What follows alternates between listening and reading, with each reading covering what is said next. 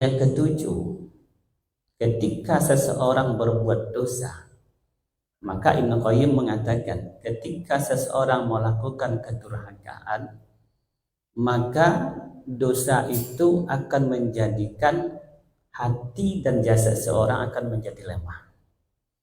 Ya, kata beliau, ketika dosa dilakukan secara terus-menerus, maka dosa itu akan menjadikan hati dan jasad orang itu akan menjadi lemah. Nah, hadirin berbahagia, antara hati dan jasad ini dia akan bersamaan. Ya, ketika badan seseorang gede, besar, gemuk, tapi kalau hatinya rapuh, melempem, melempem itu badannya. Ya, tapi ketika badannya umpamanya kurus, tapi hatinya kuat dan tegar, sehat hatinya, walaupun dia dari segi fisik nampaknya tak masalah, krempeng umpama, tapi ketika hatinya yakin dan punya kekuatan, dia sanggup menghadang apapun penderitaan. Nah, hadirin berbahagia, hati ini akan menjadi kuat ketika keyakinan yang betul ada dalam diri manusia. Yakin kepada Allah dan yakin kepada Rasul, ya, keimanan yang kuat itu akan mendatangkan jasad yang kuat. Di perang Badar itu, Bang. Di perang Badar itu umat Islam 313 lebih kurang. Ada mengatakan 313, ada mengatakan 317. Nah, sedangkan kaum kafir itu 1000 orang, Pak. Fasilitas yang tidak memadai bagi umat Islam pada saat itu.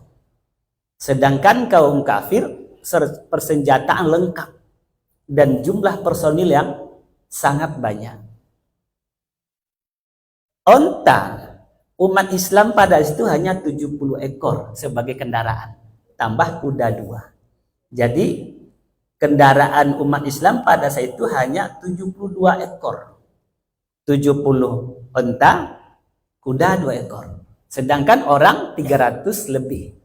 Dalam artian satu kendaraan bertiga yang gantian naik. Sedangkan kaum kafir itu lengkap, Pak. Lengkap gitu. Tapi ada yang tidak dimiliki oleh kaum kafir, apa? Kekuatan hati yang tidak ada, mereka hanya mengandalkan fisik gitu.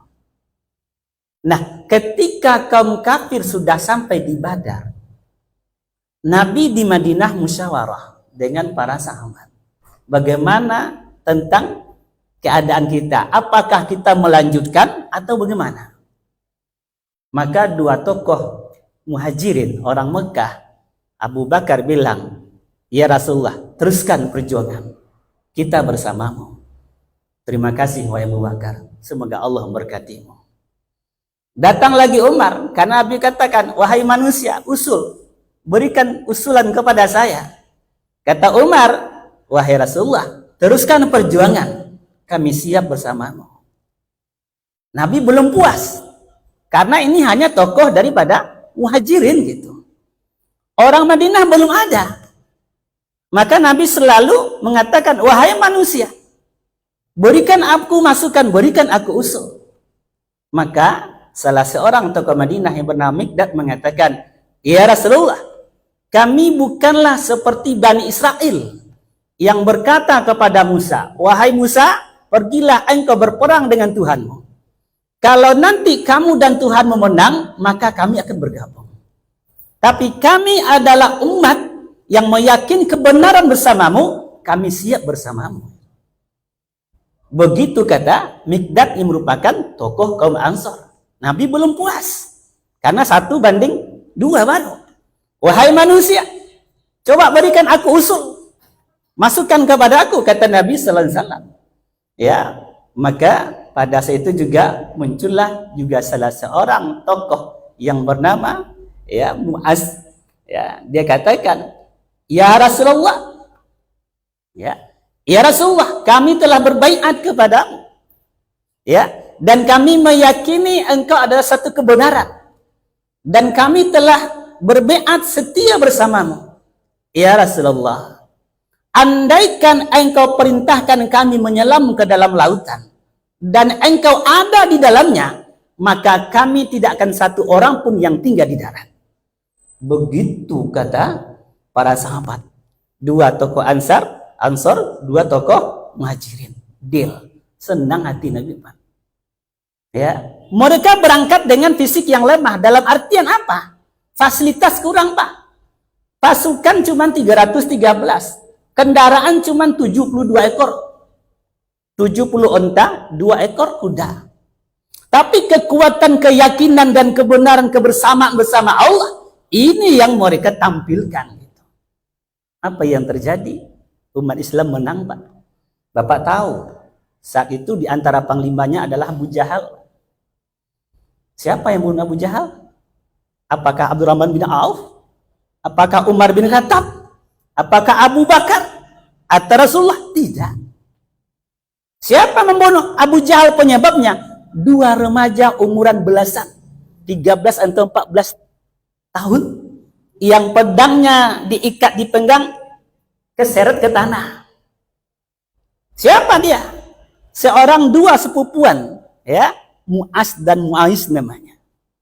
Ya, ketika perang Badar itu, Abdurrahman bin Auf, ya, berada di atas kuda. Maka datanglah Mu'az, wahai paman, paman tahu tidak dengan Abu Jahal? Ini Abdurrahman bin Auf nengok, ini anak kecil mau ngapain? Anak kecil, engkau mau ngapa dengan Abu Jahal? Kata si Mu'az, ya, wahai paman, ya, ibuku berkata, engkau jangan pulang sebelum membunuh Abu Jahal. Begitu kata ibunya. Lalu datang saudaranya Mu'az, pupunya, wahai paman, kenalkah dengan Abu Jahal? Engkau juga ngapain? Ya, kata ibuku, dia selalu mencaci dan maki Rasulullah SAW. Aku tidak akan pulang sebelum membunuhnya. Anak kecil, Pak. Tapi keyakinan dan sandaran yang kuat, ketaatan kepada Allah dan kecintaan kepada Rasulullah. Maka pada saat itu Abu Jahal sedang di atas kuda lagi menyusun pasukan. Kata Abdurrahman bin Auf, itu Abu Jahal. Begitu Abdurrahman bin Auf menunjuk Abu Jahal, dua anak muda ini, Mu'az dan Mu'awis ini, langsung berlari mengarah kepada Abu Jahal. Di atas kuda, anaknya kecil. Bagaimana anak membunuhnya? Tapi karena keyakinan dan dorongan yang dari dalam ini yang sehat, badan akan menjadi kuat, Pak. Ya, apa yang dilakukan? Salah seorang memotong kaki kuda sehingga kuda tersungkur. Begitu kuda tersungkur, Abu Jahal jatuh, langsung ditebas oleh rekannya sendiri. Terkapar Abu Jahal. Maka dua ini berlomba-lomba menyupai Rasulullah untuk mengatakan, ya Rasulullah, saya telah membunuh Abu Jahal. Ya, Ikrimah yang pada saat itu belum masuk Islam, anak Abu Jahal, menengok ayahnya sudah tersekarat, dikejarlah dua orang pemuda, dapat satu, dipotong tangannya. Ya, terseret tangannya. Cuma karena dia ingin orang yang pertama mengabar Rasulullah, diinjak tangannya lepas. Sampai kepada Rasulullah mengabarkan tentang kematian Abu Jahal. Maka kata Rasulullah, coba cek kebenarannya. Diperintahkanlah Abdullah bin Mas'ud. Coba cek kebenaran. Betul tidak dia Abu Jahal ini sudah mati? Begitu dijumpai Abdullah bin Mas'ud, ditengok Abu Jahal dalam keadaan sekarat. Abu Jahal tanya, siapa yang menang? Kepada Abdullah bin Mas'ud, Allah dan Rasulnya yang menang, kata Abdullah. Begitu seperti itu, langsung ditebas, dipenggal lehernya. Siapa, Pak? Dua remaja yang masih kecil, yang punya kekuatan iman. Kenapa? Hatinya kuat. Tapi kalau maksiat yang ada dalam hati ini, Masya Allah, maka kata Nabi, innal fil jasadil mudghah. Dalam di seseorang itu terdapat satu gumpalan daging. Iza saluhat saluha jasadul kulluh wa iza fasadat fasajadazul kulluh ala wahyal qalb. Kata Rasulullah, dalam diri kalian itu ada segumpal daging. Kalau daging itu sehat, maka sehatlah jasadnya. Kalau daging itu sakit, maka sakitlah jasadnya. Ketahuilah, dia adalah hati. Ya, orang kalau sakit hati, Pak, badan lemas, Pak. Lemas badannya tuh. Bukan lemas lagi, lemas. Lemas dia. Ya, makan tak enak. tidur tak nyenyak, kamu itu kalau sakitnya tuh di sini kan seperti itu.